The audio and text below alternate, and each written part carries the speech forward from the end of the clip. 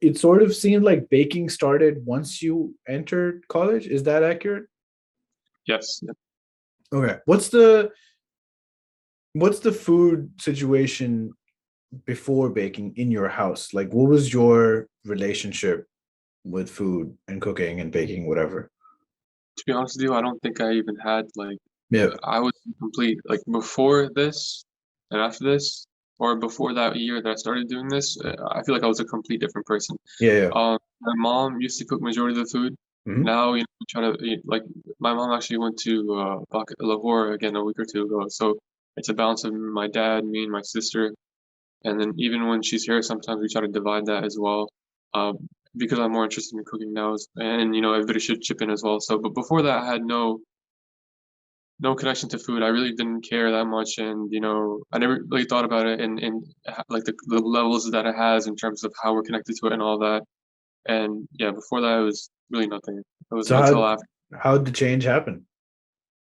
Um, so what happened was basically there was I always kind of get like uh it's hard for me to like explain this. It's a long story. Basically, what Sure, happened was sure. that there was I was really like in love with this girl that Okay. we talked to each other for like 3 years. I'm so invested already. Yeah, okay. Um, that was so there was this girl that I really really liked. I mean, I loved her for like 3 years. We talked to each other, and Yeah. long story short, in 2018, basically what happened was that I was still 18, well turning 18, and I didn't know like how to take it forward at the time. I felt like I was too young, and she was waiting, kind of like, are you gonna take the next step? You're just talking to me, um, and so this other guy came along, and he was a few years older than me, and he checked a lot of boxes that I couldn't, Yeah, and yeah. so what happened was basically she started talking to him, and it kind of ended with us, and it was pretty brutal. It was like one of like it was like a really bad 2-3 months for me, Yeah. and so in that time when I got cut off from her, and I felt like everything was like tearing apart. I kind of I like I did a lot of things.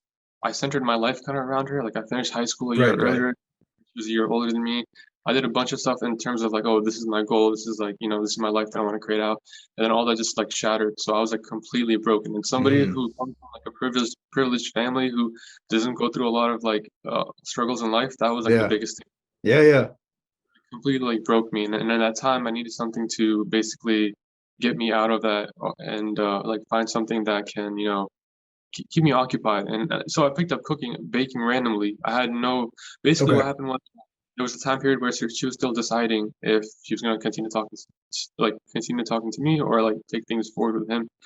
And and that time to keep my mind off of things, I started baking because what I did was I was trying to make up, I was trying to like apologize or something, or so I baked something to give to her. First time I ever baked, and I just thought that was like a gesture of like Yeah, yeah. appreciate something.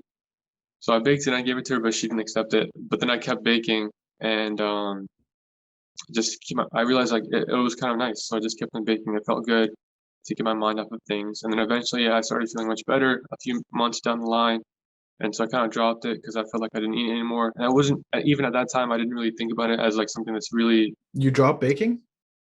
I kind of did, yeah. Like I Right. dropped baking because I was feeling much better, and I was like, okay, I don't need this anymore. I just like picked Right, it up. right. And then eventually she made her decision and then messaged me one day. It was like a long message where she was like, I've made my mind, this is the person I'm choosing. It's not you. I'm sorry. And like I went straight down again into like, it's like this depression or something. And I was frantically looking again for something to keep my mind off of things. And in that process of looking for something, I came across this show called Chef's Table on Netflix. Right. Yeah. Yeah, yeah, yeah. I'm deep in food content, man. Yeah. Yeah. That's why So I had to talk to you. Yeah. oh yeah, so that's I came across it and I was like, oh, this is interesting. Let me check it out. So I watched one episode. I watched another. And I kept on watching again, and I started remembering, oh, I was baking too. Like I enjoyed that, and it came to this point where I was watching this show about this chef. I mean, this episode of the chef called Ana Roš or something like that. Okay. I think I forgot where she was from, some European country. And Mm-hmm. the show that episode was like, I feel like it was so well done. Like the stories of each episode was amazing. But Yeah. that one, when she talked about like how the food is connected to the people and the land and everything is like connected, and she brought so much emotion to it. And at one point she said something, and I just started like when they were showing it, I just started like tearing up, and I was like, wow, this is like it was just amazing to see how much love they were putting into something. Like they loved this thing so much that it meant everything to them. They were connecting everything, Yeah. and I was just like I started tearing up, and I was like, this is the best thing I've ever seen. Like I've never felt this way about something. And then I remember watching the show in my living room, and I was like, what if I could be a chef too? I was like, I would Mm. love to be like this is something they gave their heart to something. And I felt like looking at that, I felt like maybe I could give my heart to something. Like I felt like there was a void that I had, and I felt like I could finally give my heart to something again, and this time not be disappointed. And I remember looking at my mom; she was in the kitchen while I was watching it, and I was like, "What would they think if I said I want to be a chef?" Because it's a life decision. There's a lot of things attached to that. So then I was like, "No, this is something amazing. I've never felt this before. I've never cried about food before, so I was like, I want to do this. I want to be a chef." And that's when I like made up my mind. And then Mm. I started like cooking more. And then I told my mom like I want to be a chef, and she's like, oh yeah, like it's nice, but at the time that was like 2019. So and Yeah. I was still going to college. I took like a 2 semesters off when that whole thing happened. So I basically like took a gap year, and then I started getting back into college. And then so it kind of leveled out. I finished high school a year Yeah. earlier, but then I took a gap year. So then I started cooking more, baking more, and then the pandemic started, and then I had a lot of free time on my hands, and I was posting some stuff on Twitter, and then a lot of my friends recommended, hey, you should make an Instagram page. Mm. I was like, okay, sure, it's a good idea. So I made that, and then I started posting there, and one or two things went viral, and it kind of gave you confidence. It kind of gave me confidence, like, oh, let me post more. That's basically where it started, and then Yeah. I thought that like I should start a business, start selling locally.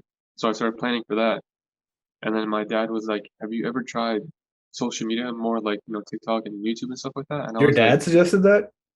my dad suggested it, yeah, it was really crazy because, and I really appreciate my dad, like, alhamdulillah, like, he thinks forward and, like, he's not bent on certain Yeah, looking yeah. at, like, so I was like, no, I'm not gonna do that, not in a million years. I don't like making videos that would take so much time away from baking that I want to do, and that, like, literally makes me feel so much better. Every time I bake, it reminds me of, like, why I started. The first time I baked was because I was trying to, like, become a better person, kind of. That was Mm. why Mm. I did it. I try to get out of a situation where the first time was, as an apology and try to be a better person in general.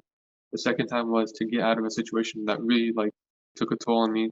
So every time I bake, it reminded me of that, and I just it helps me a lot as a person just to keep on baking and cooking and stuff like that. So I said, like I'm not gonna do that. Like I want to start selling, and he was like, you're not thinking big enough. You're not thinking about the bigger picture. And so at first I was like no, but then a couple of friends recommended it again on social media, like you should start a TikTok and this and that. So really, like half the things I started was not from my own like ideas. It was somebody else recommending it and some friends being supportive. And Sure. that's when I started TikTok. Yeah, And yeah. that's when I was